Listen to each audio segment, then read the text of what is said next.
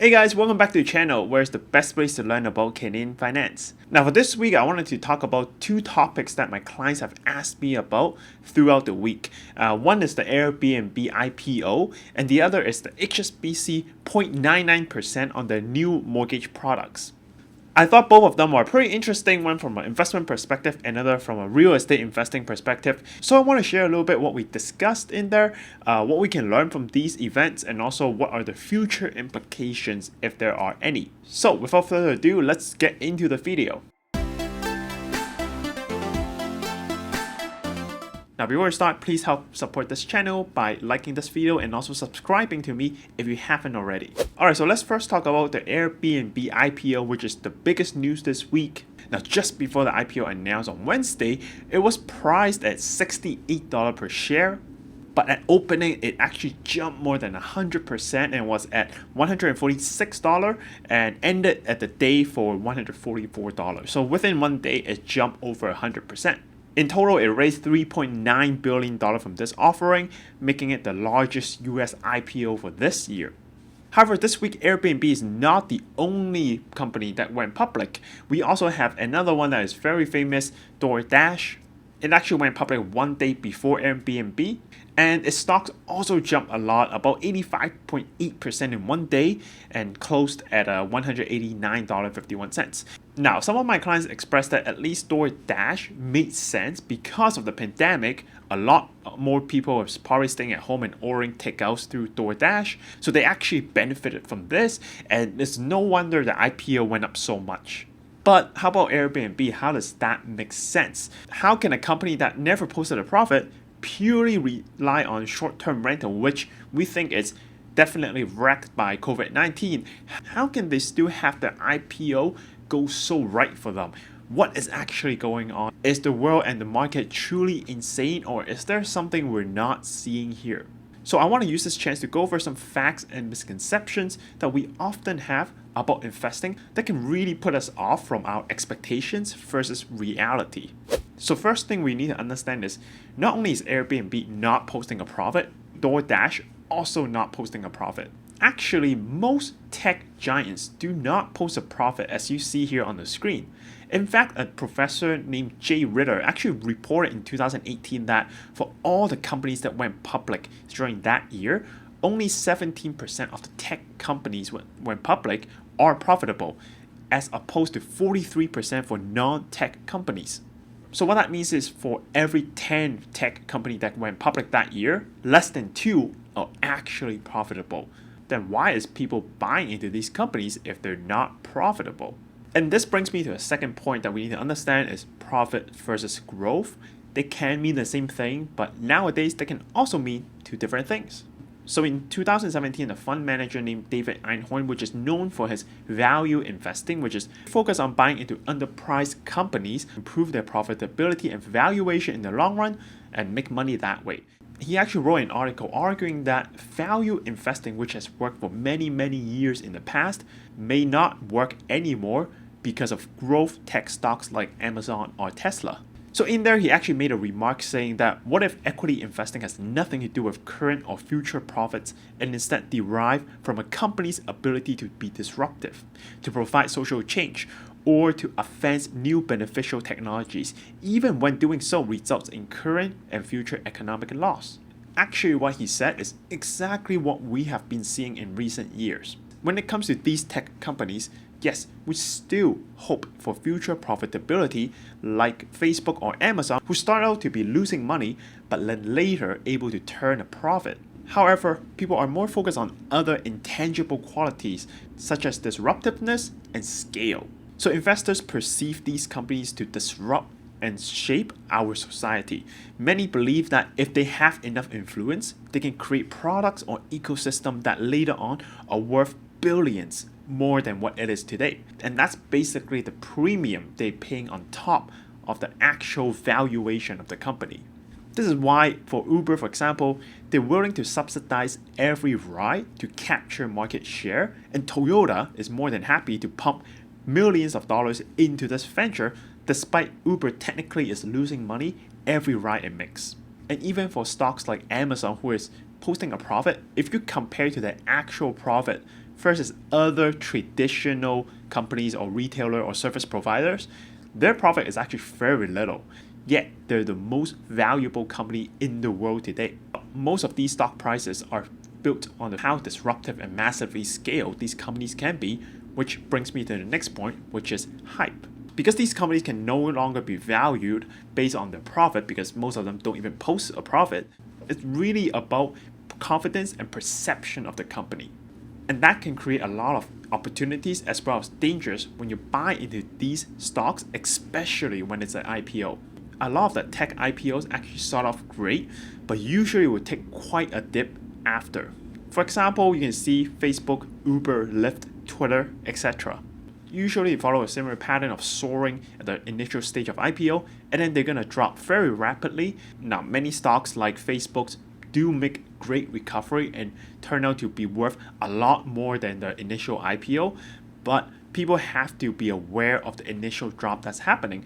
Now, I'm not saying don't buy into these tech stocks. I'm saying don't buy too much into the IPO hype, especially if you're an average investor looking to jump in after the price went up already. If you really want to do your homework and maybe observe a little bit before you jump into the hype, or you might risk dropping from the peak to the bottom and lose 80% of your value.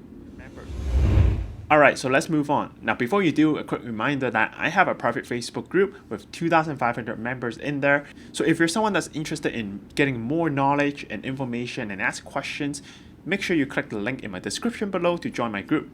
So next, let's talk about HSBC's 0.99% mortgage rate, which is very interesting for a lot of people. But it does have a condition. It needs to be a high ratio mortgage, meaning you have to borrow more than 80% of your house value. So what that means is you have to get a CMHC insurance. So first of all, why are they doing this? Doesn't that seem like a whole lot of risk for not much return? You're only getting 0.99% for the money you lend out. Well, actually, it is a very brilliant marketing strategy. Now, first of all, number one is it's insured by CMHC or a third party like Genworth anyway, which means if the person really defaults on the loan, HSBC doesn't suffer any loss because it's covered by someone else. So essentially, there is no cons for them for doing something like this, but it has a lot of pros. One of the pros is the shock can actually bring a lot of attention and traction to HSBC. It can expose a lot of new clients to the HSBC system and in process get them to open other products like a saving account, checking account, credit cards, mutual fund, GIC, etc. So it's almost like when Superstore have discount on apples, but once you go in there to buy an apple, you're likely going to buy other things that are not on discount. So overall, Superstore might have lose a little bit on the apples, they still make a great profit because you will be buying other things as well. Now, another thing to pay attention to is this is a variable rate. So what that means is if Bank of Canada increases the prime rate, this rate will also go up. Now, likely for the next 3 to 5 years, this is not going to happen. However, at renewal, we are not sure what kind of rate HSBC is going to offer you. So that's something you want to pay attention to if you're planning to borrow and you're already very cash flow tight, because you might be enjoying a 0.99% rate right now and that's all good. But once the rate is over, it's renewed, you might suddenly find yourself bumping back up to a normal, much higher rate, and you might run into cash flow problems. So make sure you keep that in mind. Now, another thing that clients are asking me or we're talking about is it worth to borrow more just to get a 0.99 rate, but in return, I have to buy a CMHC insurance? Is that actually worth it? Now, a lot of people right away when they hear about CMHC, they say it's not worth it, don't ever buy it. However, my answer would be it really depends on your situation and you need to do some math because in some situation, it can be worth it. So let's go through a very simple example. Let's say 500K home and you have two choices.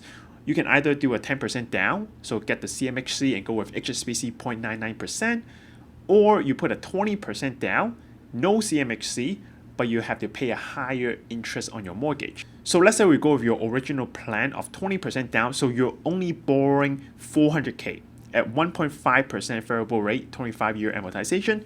Your monthly payment is 1.6K. Now, after 5 years, you will pay a total of 27,000 in interest, with a balance left over of 332,000. Now, next, let's compare to if we were to put a 10% down.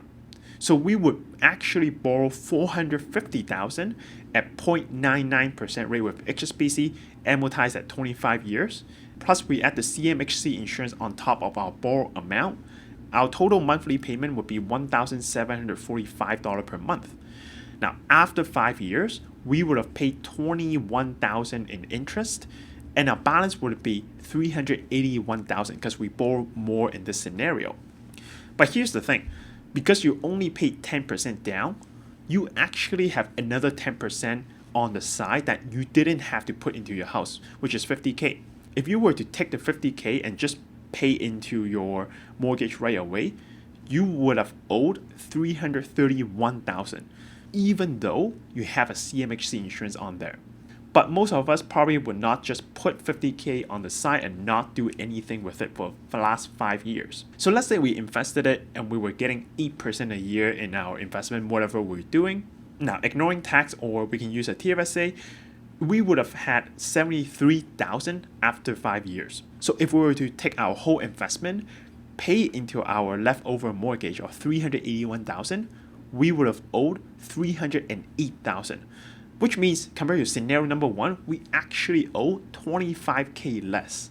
Now, of course, this requires you to do investing, but just by looking at this example, seems like quick math. Even if you were to stick it into a GIC for 5 years, you would have produced a better result than scenario number 1. However, keep in mind that this calculation is only for the first 5 years. We have no idea what changes might happen during the time and also after 5 years. So if that's something you're interested in and you're contemplating, make sure you talk to a professional or a mortgage broker to really help figure out which way is better suited for you. Now, for future implication, this is very interesting. It doesn't make it easier to buy a house because of a high ratio mortgage. You have to go through a much tougher stress test, so it doesn't affect how much you can borrow. All it will affect is the mortgage payment you will have to make per month. So the only change I see is if you're someone that's more than qualified in the first place anyway, this might push and incentivize you to buy a slightly bigger house because now your mortgage payment is less and you can afford a little bit more.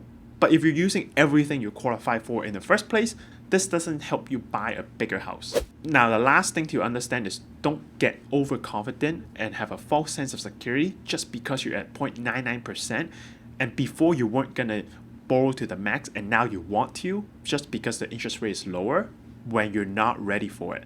Because if a surprise increase does happen in the next 5 years, or it renews at the end of 5 years at a much higher rate, then either you have to pay a higher amount or forced to refinance and re-stretch your amortization back out to 25 years just to readjust to a lower payment. So my advice would be you can enjoy the 0.99% if you qualify, but you should calculate your cash flow assuming a 1.5 or even 2% interest rate just to create more buffer room for yourself. Next week, I'll probably talk about some client case study I went through for their rental property and different strategies we employed. So if you're interested in that, make sure you pay attention to my video uploads 8:30 EST every Tuesday. Make sure you comment, like, and subscribe to my channel. Click the bell button so you get all the notifications in the future. Alright, this is Jacky. I hope you found this interesting. I'll see you next Tuesday. Bye!